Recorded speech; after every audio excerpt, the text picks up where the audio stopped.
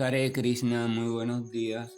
Nama Om Vishnu Padaya Krishna Prestaya Bhutale Rimate Bhaktivedanta Swaminiti Namine Namaste Saraswate Deve Gauravani Prasharine Nirvisesa Sunyavadi Pashatya Deshatarine Shayatri Krishna Chaitanya Prabhu Nityananda Sri Amdvaita Gadadhara Sri Vasadi Gaura Bhakta Vrinda Hare Krishna, Krishna Krishna, Hare Hare, Hare Rama, Rama Rama, Hare Hare.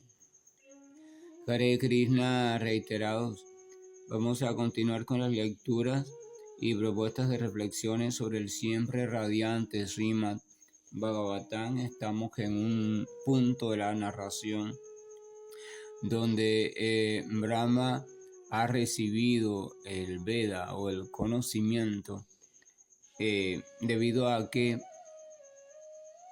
desde una posición de agrado a la suprema verdad absoluta, o sea, desde una completa entrega y también pura entrega al Señor Supremo, el Señor Supremo, siendo siempre misericordioso y estando completamente complacido con Él, le permite un pequeño acceso a su morada y también recibe cierta respuesta, cierta comprensión, cierta iluminación sobre las preguntas que Brahma tenía en el corazón, las inquietudes o dudas que tenía en el corazón sobre el proceso creativo y sobre el arte y la ciencia de cómo llevar al mismo tiempo la tendencia personal y la tendencia natural. La tendencia personal es diferente para cada quien, pero la tendencia natural o tendencia originaria, la tendencia como chispa viviente es la misma, que es aquella de servir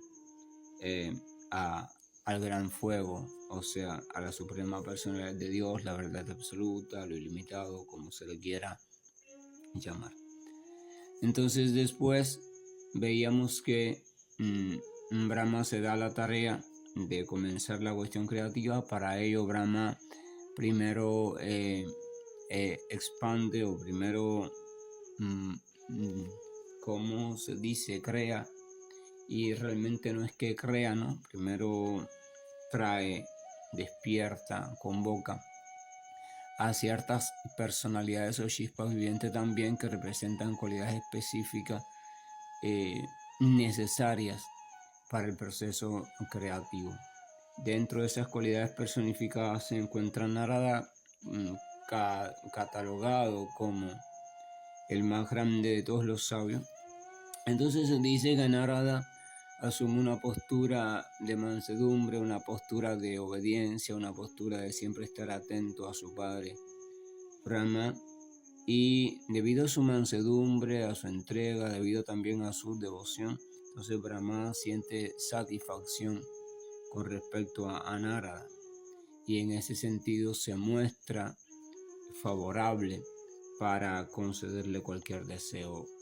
Evidentemente Narada, siendo un gran sabio, está desprovisto de deseos de tipo de complacencia personal, en el sentido de los placeres que le llamamos placeres manifiestos o placeres materiales o como sea, o placeres egoístas, y solamente tiene el deseo de conocer cuestiones relacionadas con lo misterioso profundo, o sea, con la cuestión de las energías grandes y de su dueño, o sea, el Señor y sus energías. Y esto decíamos uno de los síntomas de los grandes sabios, y también de aquellos que han vislumbrado de qué se trata la autorrealización. Entonces Narada, aprovechando el buen ánimo de Brahma, Brahma está complacido con él, entonces le hace preguntas sobre el Señor y sus diversas energías. Hablábamos sobre el mecanismo de complacencia, o sea, cómo a través de la postura, la actitud, el comportamiento, cómo a través de toda manifestación mediante la cual se haga notar la chispa viviente, o sea, el modo en que emplee sus potencias, eso es lo que complace o sincroniza con el absoluto, con la verdad absoluta, y eso es esa sincronización, esa sincronicidad, ese encajar, ese armonizar de la pequeña parte con el todo, es lo que se traduce en español. No es una traducción muy clara, pero es la palabra que emplearon o que emplea, se traduce como el agrado del Señor. O sea, el Señor se siente feliz y entonces se muestra dispuesto a satisfacer a la pequeña chispa viviente en su pequeña burbuja de realidad. Entonces, hacemos hincapié primero sobre esto, y ese también, decíamos, es el fundamento de los términos que hacen referencia a las palabras sacrificio, o sea, el ofrecimiento de algo, penitencia, etc. Esa es la finalidad de todos esos términos, llegar a complacer, llegar a en cierto modo sincronizar, llegar a emparejar nuestra atención, nuestros deseos con lo grande, con lo ilimitado, con lo no nombrado, aunque aún así se le dan ilimitados e infinitos nombres. Entonces Narada Brahma, según esa versión, porque hay muchas otras versiones, Brahma recibe el conocimiento del Señor Supremo, la verdad absoluta, y esto es posible porque ocupa una posición de agradar a la verdad absoluta por su entrega total. O sea, se absorbe completamente en el meditar de un estímulo que en su mente, tras una profunda reflexión, llega a la conclusión: no pertenece a su realidad, sino que pertenece a lo trascendente. Y convencido de eso, deposita su atención allí y se va absorbiendo en ella durante un periodo de tiempo muy largo. Y entonces recibe el conocimiento después, por lo que ya hemos comentado en lecturas anteriores.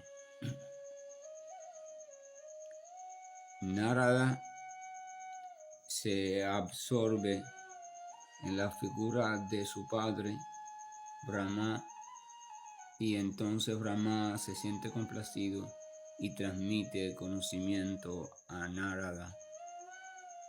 Narada tenía el corazón limpio y quería entender únicamente las cuestiones del Supremo. En este sentido, hay un texto muy hermoso y también muy ilustrativo, aunque hay muchos más respecto a la temática, pero hay un texto en el Shvetashvara Upanishad, creo, capítulo 6, texto 23, sí, exactamente, en el Shvetashvara Upanishad 6.23, dice lo siguiente, traducido al español, o sea, acá, a ver, el conocimiento trascendental se le revela automáticamente solo a aquel que posee una devoción resuelta, verdadera, sincera, definida por el Señor Supremo y por el Maestro espiritual, o dicho de otro modo, por el representante del Señor Supremo. O sea, nos revela la fórmula del conocimiento. En este caso, la fórmula del conocimiento en el aspecto védico es una fórmula descendente, lo hemos visto en otras ocasiones, o sea, se accede, se recibe, por decirlo así. Y ahí viene el término también iluminación, de ahí viene también el término avatar, algo que cruza de un plano a otro, pero el plano desde donde cruza es un plano superior. Este superior no es más arriba o más abajo, porque en la cuestión trascendente no hay arriba y no hay abajo. es superior en cuanto a sutileza, o sea, mucho más sutil, mucho más refinado, mucho más consciente. De un plano mucho más consciente se filtra hacia un plano menos consciente, avatara. Y allí entonces manifiesta. Entonces el conocimiento, desde la explicación védica, el conocimiento trascendental, por supuesto siendo trascendental, perteneciendo a un plano más consciente y más sutil, del cual, de aquel en el que se encuentra la criatura que va a recibir el conocimiento, entonces se ve desde el punto de vista material como descendente. Y en ese sentido requiere una apertura. Entonces, siendo descendente,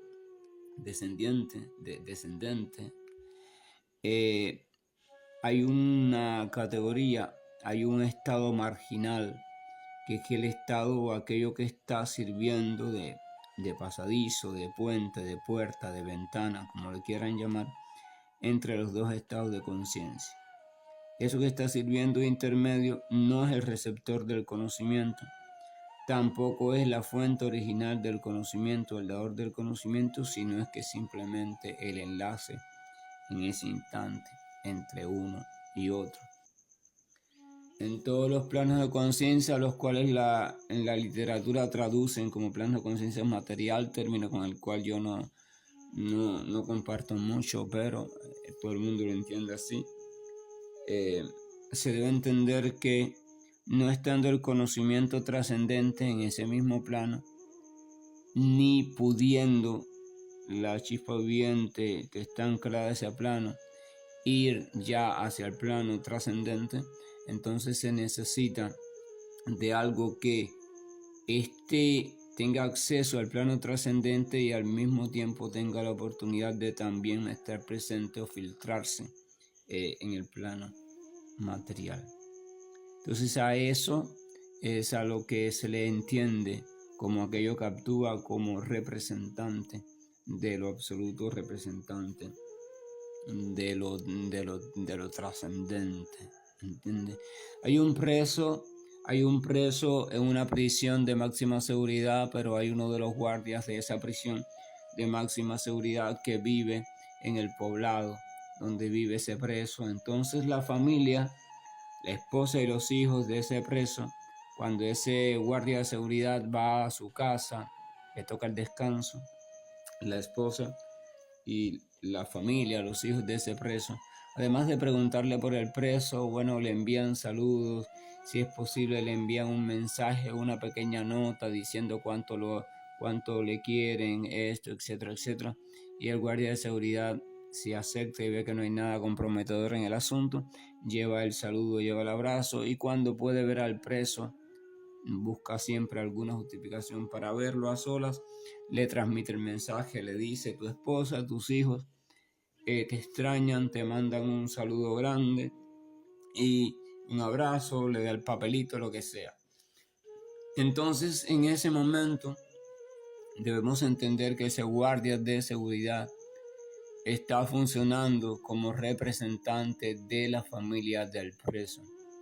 El preso en ese momento, mediante el guardia de seguridad, está pudiendo acceder, si este guardia es sincero, si no esconde una parte del mensaje, si no la cambia, está pudiendo acceder a un sentimiento, a unas palabras que no son del guardia, sino que son de la familia, aunque son dichas mediante las palabras del guardia. Eso es un representante. No hay otro modo, al menos desde el punto de vista, ante la posibilidad del preso ni de la familia, de que pueda haber una comunicación o una relación. A ese representante también se le da o asume la categoría de gurú o de maestro espiritual. La palabra gurú no siempre se traduce como el término maestro, sino que la palabra gurú tiene también una connotación y es una connotación que hace referencia a una posición estable, una posición firme. En sánscrito por ejemplo, las grandes piedras, grandes rocas que se encuentran firmemente asentadas en el fondo de un río, se le llama guru. Grandes rocas que aún la corriente del río no puede mover. Se dice son gurú, están estables en su posición. Entonces el gurú es alguien que ha logrado no solo acceder a una comprensión, no solo transformarse en base a esa comprensión, sino que ya ha quedado estable en ella, firmemente asentado, y por tanto él es la personificación misma de esa comprensión. Siendo la personificación de lo comprendido, siendo la personificación de un conocimiento, entonces es el representante genuino o verdadero de ese conocimiento. Y por tanto, siendo el representante, entonces es también el modo más perfecto que otros tienen para tratar de acceder, aunque sea de modo indirecto, a ese conocimiento. Y allí podemos entender lo que es un gurú en verdad. No se puede ganar el calificativo de gurú a no ser que se logren esas cuestiones.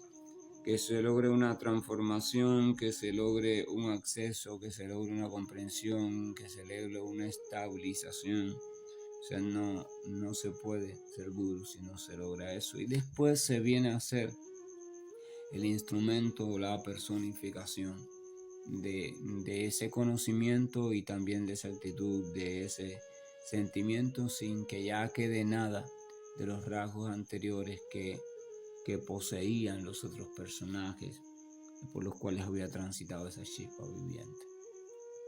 Entendiendo esto, uno puede comprender que encontrar a alguien en esa posición es muy difícil. Hablo del término gurú en este sentido, estamos hablando de lo trascendente o de la espiritualidad, pero bueno, es aplicable también a todo aquel que se ha situado o ha logrado situarse en la postura de representante genuino, representante espontáneo, o sea, aquello brota, se filtra espontáneamente. El gurú no violenta el conocimiento, el gurú no lo busca, el gurú es alguien que simplemente se ocupó de ir transparentándose, de ir mirando y soltando, trabajando o permitiendo que se trabajara sobre todo aquello que estorbaba al filtraje de ese conocimiento. Es como un cristal, ¿verdad? Una persona busca un contrato en una empresa, el encargado de los contratos le explica que el trabajo que tienen disponible es el de limpiar los cristales de la empresa. Le explican entonces que es importante, muy importante limpiar estos cristales porque a través de ellos se filtra la luz, a través de ellos los obreros pueden ver hacia un paisaje muy hermoso y mientras más limpios estén, con más claridad y menos distorsión, podrán disfrutar de ese paisaje y además otras cuestiones que sirven de argumento, justificación al por qué deben estar limpios. Le enseñan la técnica para limpiarlo, le dan unas sustancias químicas u otros materiales, las diferentes etapas y pasos que lleva la limpia de esos cristales. Y una vez instruido, le dan todo y lo ponen a prueba. Esa persona no tiene que dedicarse a pintar el paisaje en los cristales. Esa persona no tiene que inventar el paisaje. Esa persona lo único que tiene que hacer es dedicarse con esmero a detectar en el cristal todo aquello que no es el cristal, o sea, que es añadido, que es escoria, que es suciedad, que es contaminación, por muy mínimo que sea, y proceder según el método, la metodología que le enseñaron, proceder a la limpieza paciente y eficiente del cristal.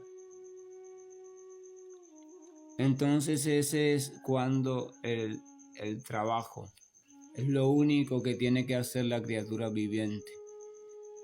La criatura viviente sin apuros, sin presiones, encontrar empleo de limpiador de cristal, en este caso el cristal o el espejo de nuestra propia mente, en el cual se ha acumulado tanto churre, tanto polvo, y le hemos añadido incluso grafitis, que son los diferentes personajes, representaciones, significados, identificaciones que hemos desarrollado en esta vida y se han desarrollado también en vidas anteriores y vienen codificados en la información genética. Entonces eso tenemos que dedicarnos a eso. Primero tenemos que darnos cuenta que estamos mirando hacia la supuesta realidad o creyéndonos que estamos mirando hacia ella a través de cristales que están completamente no transparentes. Lo que estamos viendo y llamando realidad no es aquello que hay después del cristal, porque los cristales por los cuales estamos mirando están tan cubiertos de churre, de polvo, de tierra, de grasa, de hollín, de no sé cuántas cosas, de pintura, que realmente no se está filtrando por allí lo que hay del lado de allá, o sea, la trascendencia. Estamos llamando realidad a aquello que se ha depositado en el cristal y que nosotros hemos visto siempre allí, que tomamos como normal. Así que el primer punto es escuchar el comentario de que detrás de eso hay otra realidad, la realidad absoluta. El segundo punto sería tomarlo en serio, tenerlo en cuenta al menos como posibilidad, pues si se niega la posibilidad, entonces no hay posibilidad de descubrirlo ni de escapar. Entonces tomarlo al menos como posibilidad, y ese tomarlo nos lleva a tratar de ver hasta qué punto sí o no. O sea, será o no será. Los más dados a la tendencia de la reflexión y el razonamiento se pondrán a razonar durante mucho tiempo, se pondrán a investigar de dónde viene esa información de que hay otra realidad después de esa que vemos, y hasta que lleguen a la conclusión de que es posible, de que sí existe. Los que sean más sensitivos tratarán de ver si encuentran alguna prueba, pegarán el oído al cristal a ver si sienten del otro lado algún sonido, tratarán de inventar algo como por ejemplo rayos X, qué sé yo, que atraviese el cristal a ver si aunque sea le da alguna señal de algo del lado allá, porque ellos no son de razonar, ellos necesitan pruebas sensibles. Y habrá un grupo que son los dados simplemente a aceptar, que ya escucharon que hay una realidad del lado allá y aceptan eso, ¿verdad? Es el grupo de la fe. Pero el punto es que esos tres grupos harán lo mismo, tratar de ver hasta qué punto creen que pueda ser posible o no, y aceptarán. Y una vez acepten eso, entonces vendrá la cuestión de cómo es que se ha formado esto que hay intermedio, que nos está obnubilando la visión, cómo podemos ir trabajando sobre ello y cómo puede quedar el cristal totalmente transparente para poder acceder, al menos por filtraje, sea visualmente o por eco, a aquella realidad, ya que no se puede ir hacia ella en un primer momento. Entonces ese método es el método que llaman método de purificación, diferente también en cada caso, pero siempre con la misma finalidad. La finalidad de limpiar el espejo de la mente y de también iluminar, purificar el espacio del corazón. Ahí está toda la cuestión. En la medida que eso se va realizando, entonces se va notando siempre algún cambio. El primer cambio que se nota es el cambio en la apariencia de la supuesta realidad. Va cambiando nuestra realidad, puesto que se va modificando aquella cubierta de contaminación que tenemos en la mente y el corazón. Y después, pero aún así sigue siendo la realidad material, no hay ningún vestigio de trascendencia. Pero después, a su debido tiempo, si la técnica es la adecuada, si la paciencia también, si seguimos también un buen entrenamiento, entonces a su debido tiempo se va a ver que en algún lugar de ese paisaje, al que llamamos realidad o realidad relativa, empieza a filtrarse algo más iluminado. Suponga que un cristal ha sido pintado, un niño pintó un cristal, en un cristal un paisaje con diferentes capas de tempera o de acuarela o alguna pintura acrílica. Pinta un paisaje pero con diferentes capas, o sea, añadiendo en un lugar un color sobre otro. En los lugares donde hay más capas de pintura, por supuesto que la luz que hay del otro lado del cristal no se puede filtrar.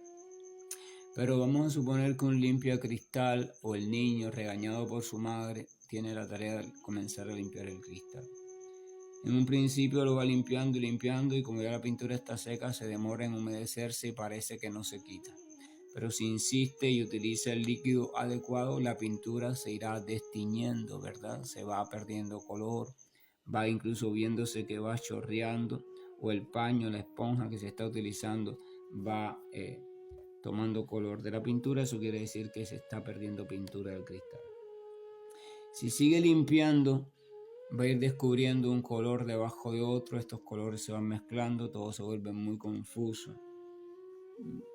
Pero en los espacios de cristal, donde hay pocas mezclas de colores, donde hay pocas capas de pintura, incluso donde hay solo una capita, porque es la parte, no sé, del cielo, de no sé qué, ahí va a ver que va a llegar más pronto a la superficie del cristal. Entonces, por esa zona se va a ir filtrando cada vez como si el color de esa zona se iluminara. No es que el color se ilumina por sí mismo, es que al quedar menos capa de pintura se puede ver cierto resplandor de la luz que hay detrás que se está filtrando o queriéndose filtrar por el cristal. Entonces va limpiando y va limpiando hasta que hay algún espacio muy pequeño que al fin se queda sin pintura y se filtra completamente un pequeño rayito de luz y el niño, wow, y se queda así, descubre y se da cuenta, no, o alguien se da cuenta y dice, ¿de dónde viene esa luz? O verifica, wow, era verdad, del lado de allá hay algo, por lo menos hay luz. Y entonces eso motiva, eso embulla, ese es como la primera toma de conciencia de la presencia de la espiritualidad, de Dios, de la trascendencia. Es así, es una experiencia. Los investigadores del campo de la ciencia de la religión le llaman a esa experiencia lo luminoso, la sensación de aquello que, una cosa que te trasciende, que te invade, que te deja sin palabras, o sea, te asombra tanto que lo luminoso.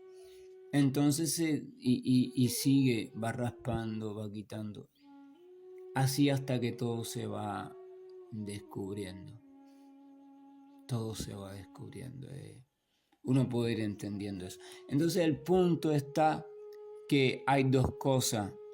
Está lo trascendente y está la figura de aquello que sirve como intermediario para ir accediendo a lo trascendente. Entonces, dicho de otra manera, en la literatura védica se habla del Señor absoluto, de lo absoluto y del representante de lo absoluto, al cual se le llama santo, maestro espiritual, como sea. Y a ambos se le brinda el respeto profundo, porque sin el representante, sin el intermediario, no hay acceso posible directo al Señor desde estos planos de conciencia que están sumergidos en la pasión y en la oscuridad. Porque en la pasión y en la oscuridad no hay posibilidad de divisar por nosotros mismos. Se necesita de alguien o de algo que nos traiga la noticia o que sean portadores de la noticia de la existencia de otra realidad. Y esa sucesión es la sucesión discipular. O sea, le da la noticia al otro, el otro la verifica y la transmite después el otro, así es. Hay que entender eso. Y por eso hay que ofrecer continuamente a aquel que siga ese camino, ofrecer continuamente respeto y reverencia a todo aquello que se pueda comprobar en ciencia cierta, es representante genuino de lo absoluto. Que la gracia y el amor de nuestro Señor nos acompañe para que nuestro corazón se aperture, pueda ser sensible al verdadero representante, no caiga atrás a todo el que parezca representante, sino que aprenda a sentir al representante genuino de lo absoluto, y que una vez encontrado pueda entregarse y abrir el corazón en obediencia, paz y mansedumbre, porque solo así es que se puede después tener la oportunidad de ir recibiendo el eco de la comprensión en nuestra propia mente, corazón. Hare Krishna y buen día. Krishna Krishna Krishna Shri Krishna Govind Hare Murari Janat Narayan Vasudeva Shri Krishna Govind Hare